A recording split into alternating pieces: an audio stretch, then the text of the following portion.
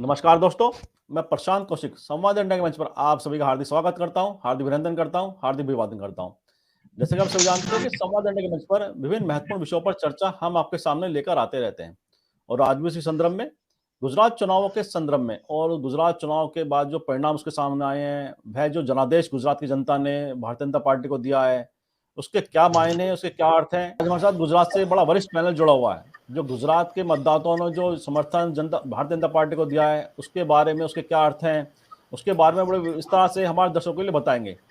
तो उनसे परिचय कराने से पहले मैं अपने सभी दर्शकों का धन्यवाद व्यक्त करता हूं, जो जिन्होंने हमारा चैनल सब्सक्राइब किया हुआ है। उनके समर्थन से संवाद इंडिया चैनल लगातार आगे बढ़ रहा है। साथ ही मैं उन सभी दर्शकों को से भी आग्रह करता हूं, जिन्होंने अभी तक संवाद इंडिया चैनल सब्सक्राइब नहीं किया है, कृपया हमें सब्सक्राइब कर दें। इसकी जो चर्चा है गुजरात चुनाव के संदर्भ में, जो उसके मतदान के बाद जो परिणाम सामने आए हैं, किस तरह से गुजरात जनता ने अपना विश्वास भारतीय जनता पार्टी के पक्ष में दिया, उस पर चर्चा करने के लिए हमारे साथ बहुत ही वरिष्ठ पैनल गुजरात से जुड़ा हुआ है। चर्चा की शुरुआत से पहले मैं उन सबका परिचय आप लोगों से करा देता हूँ। हमारे साथ गिरीश जोशी जी है, जो गुजरात से अहमदाबाद से जुड़े हुए हैं और गुजरात की राजनीति पर बड़ी उनकी पैनी नजर रहती है। बड़े वरिष्ठ पत्रकार हैं और अनेक वर्षों का पत्रकारिता का उनका अनुभव है। मैं संवाद इंडिया के मंच पर गिरीश जी का बहुत बहुत स्वागत करता हूँ, बहुत बहुत अभिनंदन करता हूँ। साथ ही हमारे समाज इंडिया के मंच पर आज रीना ब्रह्मभट्ट जी जुड़ी हुई हैं, जो कि गुजरात से सीधी जुड़ी हुई है हमारे साथ, और उनका भी बहुत लंबे समय का, अनेक वर्षों का पत्रकारिता का अनुभव है।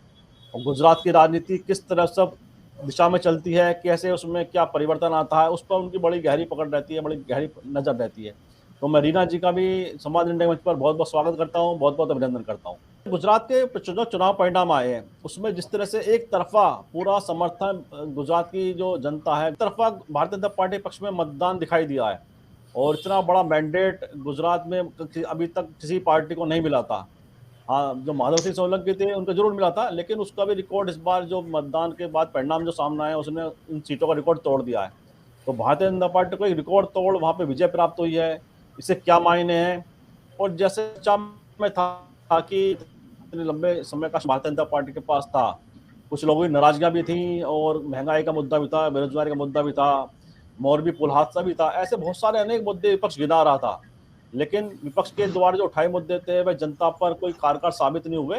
परिणाम तो ये बताते हैं। तो इन सब बातों को हम लेके चलते हैं गिरीश जोशी जी के पास।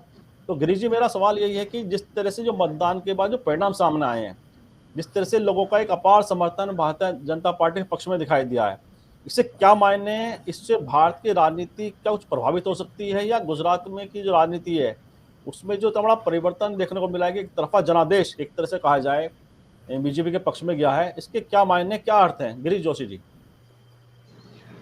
प्रशांत जी, पहले गुजरात की अगर आप इलेक्शन ज्योमेट्री समझे तो यह था कि कांग्रेस और भाजपा के अलावा और कोई पार्टी नहीं होती, छोटी मोटी होती थी, वो डैमेज नहीं करती थी। अब इस वक्त जो ज्यादातर वो जो रिजल्ट आया वो सोशल इंजीनियरिंग का बहुत ही एक अजूब नमूना है। आपके एंट्री होने से और आपको सिलेक्टेड सीट देने से, आपको थोड़ा हेल्प करने से, बिल्कुल अगर आप गिन लेंगे तो 60 सीटें वहीं से माइनस हो रही हैं, जहां पे 42 सीट्स पे आप बिल्कुल नंबर 2 पे आ गई थी ट्री की जगह। उस 40 को काट दे और 20 सीटें, तो जो 2017 का रिजल्ट था वही आके खड़ा रहता। इसमें कोई ज्यादा फर्क नहीं हुआ। लेकिन सोशल इंजीनियरिंग इतने अच्छे से करी गई कि जो कांग्रेस के वोट थे, अच्छे वोट थे, वहीं से काट लिए गए। और एंड में जैसे बताया, अगर और कोई रीजन नहीं हो तो जैसे लास्ट मोमेंट पे जो वोटिंग जंप हुआ, जो स्केप्टिकल सिचुएशन तो है, पब्लिक मानने को तैयार नहीं, लेकिन मान भी लेते हैं कि उन्होंने आरएसएस कैडर बहुत ज्यादा एक्टिव हो गया, भाजपा के पन्ना प्रमुख सब एक्टिव हो गए, और उन्होंने जो लास्ट में वोट डलवाए उससे डिफरेंस तो आया है। लेकिन अगर आप टोटल मेजर करते हैं आप माइनस करके, तो सिचुएशन वही की वही है, उसमें कोई ज्यादा फर्क नहीं पड़ा है मैंडेट देने में। प्रशांत जी, जैसा आपने कहा कि आम आदमी पार्टी का जो प्रेजेंस रही है उसने काफी बड़ा फैक्टर पैदा किया गुजरात के चुनाव में। और इसी प्रश्न को मैं रीना जी के पास आता हूँ, क्योंकि रीना जी, जैसे गिरीश जी ने कहा कि आम आदमी पार्टी तीसरी पार्टी फैक्टर वहां पर डेवलप हुआ, उसने वहां के चुनाव परिणाम को बड़ा प्रभावित किया है। और जो कांग्रेस, और सबसे ज्यादा असर देखा जाए तो कांग्रेस के वोट जो शेयर होता है उसमें ही फर्क पड़ा है, और ज्यादा से जो फर्क कांग्रेस के वोट में माइनस हुआ है वो सीधा आम आदमी पार्टी के पक्ष में हमें दिखाई देता है, जाता हुआ इतना वोट परसेंटेज। तो ऐसा जो माना जाता है कि आम आदमी पार्टी दोनों पार्टियों को इफेक्ट कर सकती है, बीजेपी को भी और कांग्रेस को भी, लेकिन देखने में यह आया कि केवल कांग्रेस के वोट शेयर को ही उसने इफेक्ट किया है। तो ऐसा क्या कारण है कि जबकि माना जाता है कि शहरी क्षेत्र में ज्यादा प्रचार है आम आदमी पार्टी ग्रामीण क्षेत्रों की बनिस्बत, तो ऐसा क्या कारण है कि केवल कांग्रेस पार्टी के वोटों में ही सेंधमारी आम आदमी पार्टी कर पाई? रीना जी। जी प्रशांत जी, बिल्कुल सही बात है। गिरीश जी ने बहुत सही एनालिसिस किया। क्योंकि आप देखो तो जब से आपकी एंट्री हुई थी तब से ये बात और चर्चा थी कि वो कांग्रेस को नुकसान पहुंचाएगी, लेकिन ये भी जताया जा रहा था कि कांग्रेस को पहुंचाएगी या बीजेपी को, ये असमंजस था। लेकिन देखा गया और क्लियरली अब रिजल्ट के बाद तो चित्र बिल्कुल क्लियर है कि उसने कांग्रेस को ही नुकसान पहुंचाया है। उसने कांग्रेस की वोट बैंक है जो कहीं ना कहीं डैमेज किया है। तो एक बात ये चर्चा हो रही थी शुरुआत से ही कि भाजपा की बी पार्टी है, तो जिस प्रकार से उसने मत तोड़े हैं उसके, इस प्रकार से है कि नहीं है, लेकिन लोग ये मान रहे हैं कि कहीं ना कहीं ये बोलते हैं ना कि प्यादा ऐसा कुछ अरेंज किया गया है, ऐसा सबको लगता है। अब सही है कि नहीं है वो तो कोई मतलब नहीं बता सकते हैं, क्योंकि ऐसा कुछ हमारे पास प्रूफ नहीं है। लेकिन जो नुकसान पहुंचा है कांग्रेस को अभी इतने सालों में, देखो आप 77 से 77 से बिल्कुल 16-17 पे आ गई, तो आप वो देखो तो कितना उसका बड़ा डैमेज है कि कहीं दिख ही नहीं रही, विरोध पक्ष में भी बैठने के लायक नहीं रही है। आज आप देखो तो विरोध पक्ष के लिए भी उसको 19 सीट चाहिए, तो उससे भी वो आउट है। तो क्या है मतलब कितना उसका तकाजा देखो आप कि कहां से कहां वो गिरकर अटक गई है। और आपकी बात देखो तो आप टोटल मतदान काउंट करो तो आप बीजेपी दूसरे क्रमांक पर है, मतलब कि आपसे आप जो अभी एंट्री लेकर आई है वो उससे आगे है आप देखो तो। और उनके जो 5 उम्मीदवार आपके जीत कर आए हैं वो खेडूत आगेवान है, तो वो लोग भी आप देखो तो अपने बलबूते पर जीत कर आए हैं। वहाँ कांग्रेस की अगर जीत हो सकती थी, लेकिन फिर भी वो खेडूत नेता थे, तो लोगों ने उनके अपने बलबूते पर जीत कर उनको लाया गया है। इसलिए एक सीधा मैसेज जाता है कि आप देखो कि आपका मतलब कांग्रेस जो है कहीं दिख ही नहीं रही है। और मैं तो इस मंच पे भी बोलती थी शुरुआत में ही कि कांग्रेस का जो है उसकी रणनीति नहीं है, उनका जो प्रचार है कुछ भी है ही नहीं, दिखने को ही नहीं मिल रही थी चुनाव मैदान में। तो मैदान छोड़ के वो पहले से ही भाग रही थी। तो मैंने कहीं ये भी सुना कि भाई उनको ये लगा था कि चलो यहाँ जीतने वाले है ही नहीं, तो जहाँ जीतने वाले हैं वहां ही दम क्यों ना लगाए। ऐसी अब मजाक है या सही है, या फिर उनका ऐसा कुछ लॉजिक भी हो सकता है, क्योंकि जिस तरह से आप तीसरी पार्टी की एंट्री हुई थी और गुजरात में आप देखो तो बीजेपी का जो बोलते हैं कि कारपेट बॉम्बिंग था, उस लिहाज से शायद उनको ऐसा कुछ लगा हो मे बी। जी जी जी जी, ये प्रचार का बड़ा रोल होता है, इसमें कोई दो नहीं। मतदाता को प्रभावित करने में प्रचार तंत्र का बड़ा चुनाव में फर्क दिखाई देता है। तो गिरिजी, जैसे कि रीना जी ने कहा कि जैसे कॉर्पोरेट बॉम्बिंग एक तरह से थी बीजेपी के द्वारा, लगातार बड़ा हाईटेक प्रचार था उनका, और उनका जो शीर्ष नेतृत्व था प्रधानमंत्री, गृह मंत्री और अन्य सारे मंत्री, और साथ में गुजरात में प्रादेशिक नेतृत्व था, वो भी चुनाव प्रचार में लगातार जुटा हुआ था। वहीं अगर हम देखें कांग्रेस का जो चुनाव प्रचार था, ऐसा कहा जाता था कि भाई चुपचाप बड़ा साइलेंट उनका प्रचार चल रहा है। प्रधानमंत्री मोदी ने भी अपनी रैली में एक कहा था उस बात को लेकर कि कांग्रेस से सतर्क रहने की आवश्यकता है। लेकिन चुनाव परिणाम बताते हैं कि कांग्रेस तो कहीं थी भी नहीं, केवल एक तरफा ही प्रचार चल रहा था कि बीजेपी का या आम आदमी पार्टी का। क्या कहना है आपका इस बारे में गिरीश जी? प्रशांत जी, ये रणनीति जो है वो महाभारत के वक्त से चलती थी कि दुश्मन के खेमे में अगर कोई समाचार पहुंचा दो कि भाई वहां से तो बहुत ही लोग भाग गए मैदान छोड़ के, तो जो दुश्मन होता है वो बिल्कुल सुकून से बैठ जाता है। ये यहाँ पर हुआ ऐसा लग रहा है जैसे मोदी जी की रैली में आदमी नहीं जा रहे थे, अमित शाह जी की रैली में नहीं जा रहे थे, बाकी सब जगह आ गए। और सबसे ताज्जुब की बात यह कि गांधीनगर में 1.5-2 महीने से जो एजिटेशन कर रहे थे, जो मांगे कर रहे थे, जो भाजपा के खिलाफ नारे लगा रहे थे, वो रातों रात सारे गुम हो गए। उनकी कोई मांगे तो सेटिस्फाई हुई नहीं है। तो पॉसिबल ये भी एक रणनीति का पार्ट था कि पब्लिक में ऐसा परसेप्शन भेज दो कि इस बार तो भाजपा हार ही जाएगी, क्योंकि भाजपा को सब लोग उसका विरोध कर रहे हैं। और वास्तविकता ग्राउंड पर यह नहीं थी, ऐसा लग रहा है। और जैसे मैंने बताया कि हिम्मतनगर में हम बहुत ही एक आरएसएस के वरिष्ठ वर्कर से मिले थे, उन्होंने वही बताया कि भाई हमको कोई आपसे परहेज नहीं है। हमने उनको सीधा पूछा कि क्या उनका आशीर्वाद आपका आशीर्वाद है? उन्होंने बोला हिंदुत्व का और हमारा आरएसएस का एजेंडा में अगर उसका भी कैंडिडेट फिट बैठता है तो हम उसको भी हेल्प करेंगे। अब ये पूरा समझ में आ रहा है कि जो वहां पे हिंदू मेंटालिटी का जो बंदा था या हिंदू एजेंडा को आगे चलाने वाला था, वो सारे के सारे आपके बंदे बिल्कुल अच्छे से वोट लेके जीते की तरफ बढ़े थे। तो ये कहीं ना कहीं ये बहुत ही अच्छा एक सोशल इंजीनियरिंग था जिसका ये आपको रिजल्ट मिल रहा है। लेकिन दिक्कत ये है कि अभी जो मान रहे हैं एक्सपर्ट्स में कि आपने तो ये समझ लो कि भाजपा ने जिस जिसके भी साथ संगठन किए हैं वो रीजनल पार्टियां सारी गुम हो गई। अब आपका जो परसेप्शन था, जैसे रीना जी ने बिल्कुल सही कहा कि भाई ये माना जाता था बी टीम है कि नहीं है, लेकिन इसके बाद बिल्कुल कंफर्म हो गया है। और इसको नेशनल पार्टी क्वालिफाई करवाने के पीछे यही बड़ी गेम थी कि अभी और स्टेट में भी एक्सपेरिमेंट कर पाएंगे। आपने सही कहा कि जो जिस तरह की रणनीति आपने बताई कि जो एजिटेशन चल रहा था सरकार के खिलाफ, वे एकदम शांत होकर गायब हो गए सब लोग, तो कहीं ना कहीं रणनीति का एक पार्ट हो सकता है, हिस्सा हो सकता है।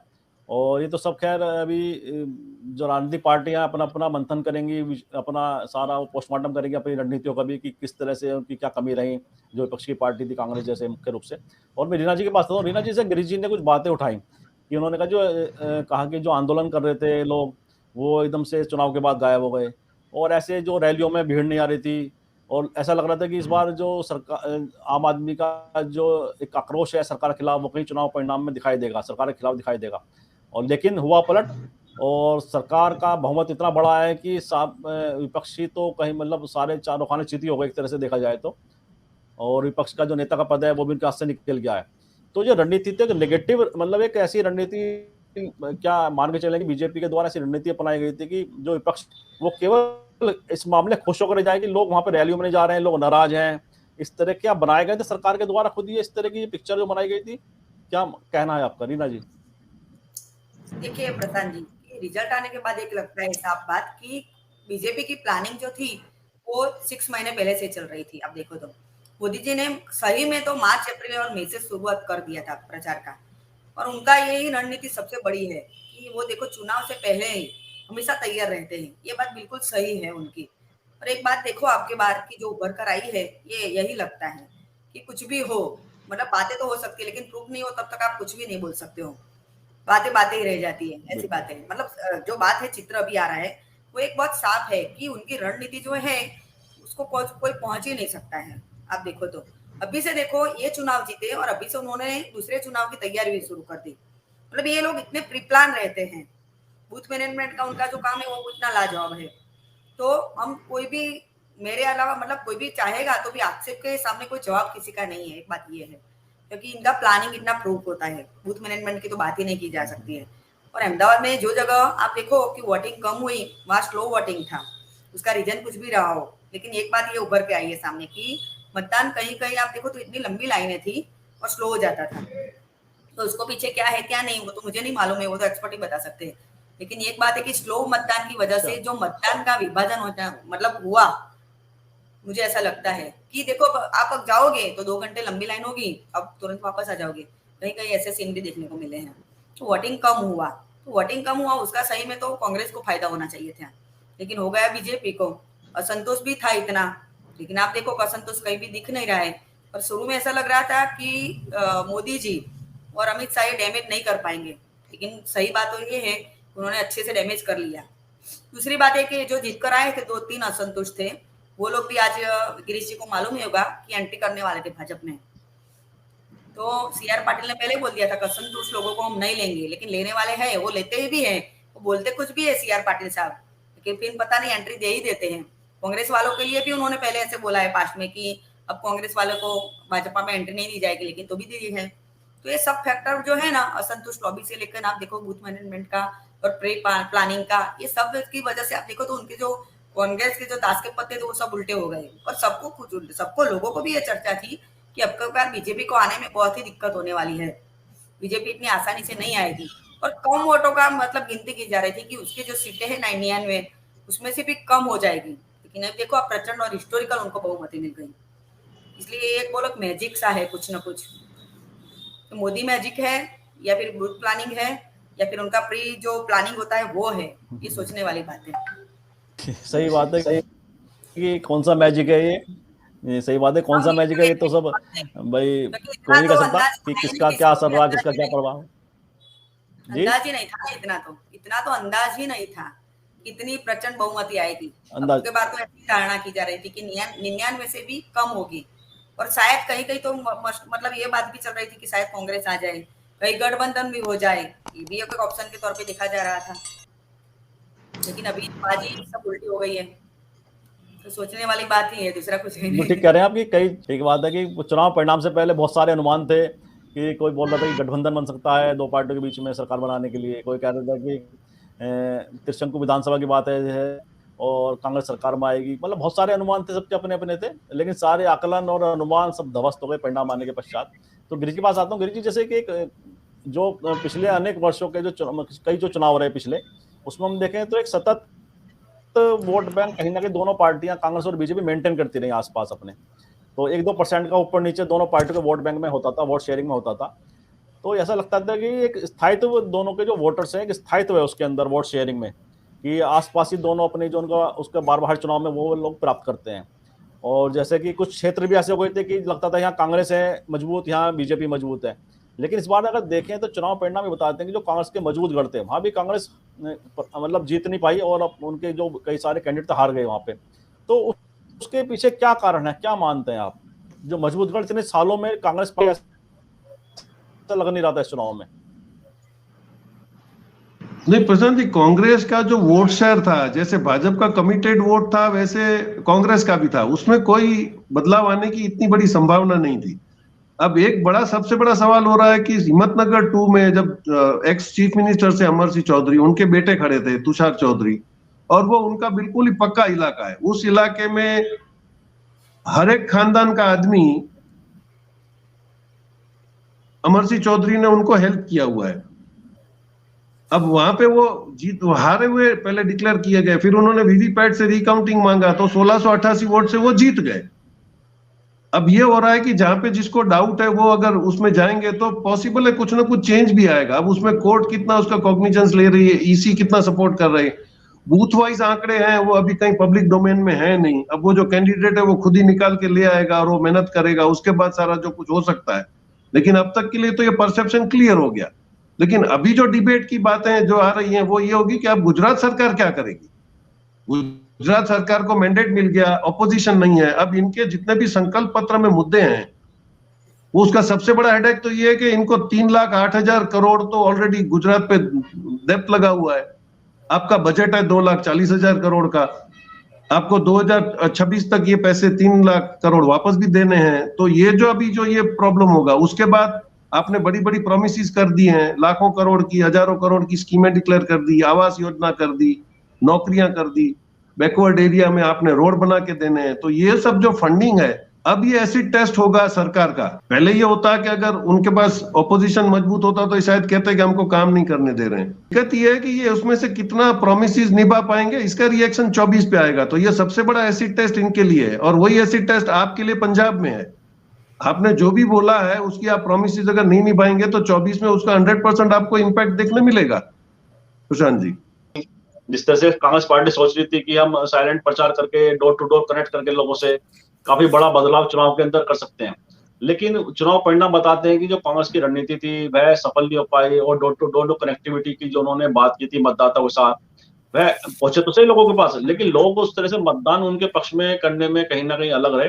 और एक बात और है दीना जी, मैं इसी प्रश्न को आपके पास आता हूँ कि इस बार जैसे चर्चा में पहले भी था कि 50-55 लाख नए मतदाता जुड़े थे इस बार, जो नई 18 साल से ऊपर के जो मतदाता थे जो पहली बार वोट डालने जा रहे थे।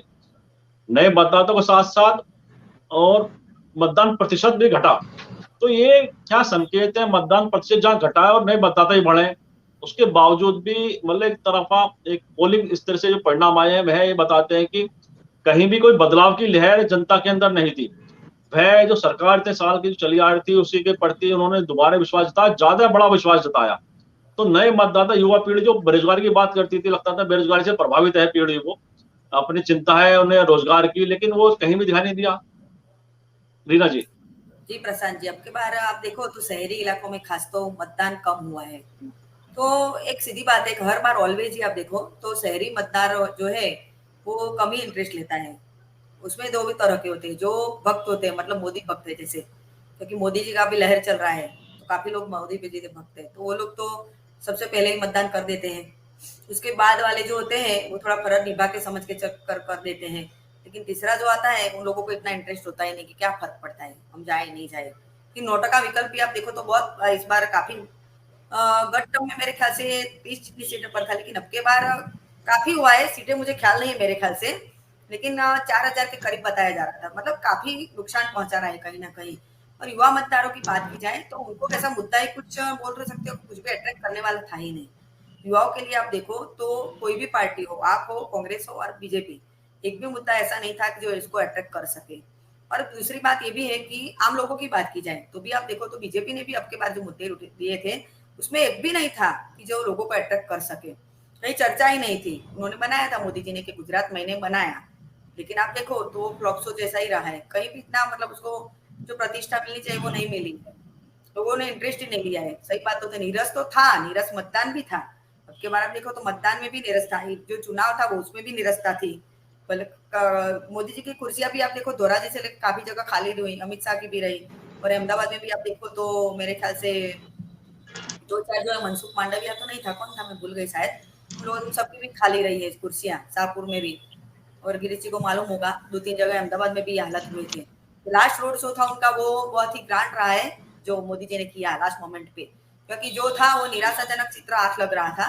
तो उन्होंने लास्ट मोमेंट में जैसे ही पहले फेज का मतदान क्लियर हुआ तो उनके आंकड़े जो थे वो उनको सही नहीं लग रहे थे, सेटिस्फाइंग नहीं थे। तो उन्होंने तुरंत ही उसी दिन सेम डे तुरंत ही 50 किलोमीटर का road show, grand road show, मतलब मेगा रोड शो कर दिया, और उसका बहुत उसको प्रचंड प्रतिशत भी मिला। लोगों ने बहुत इंटरेस्ट लिया, युवाओं ने भी बहुत लिया। तो कहीं ना कहीं इसका भी असर दिखा। लास्ट मोमेंट पे है ना, आप देखो तो मतदान में क्या होता है कि शुरुआत से ही तौर पे और जब तक अंत आता है ना तब तक कितने भी समीकरण बदल जाते हैं।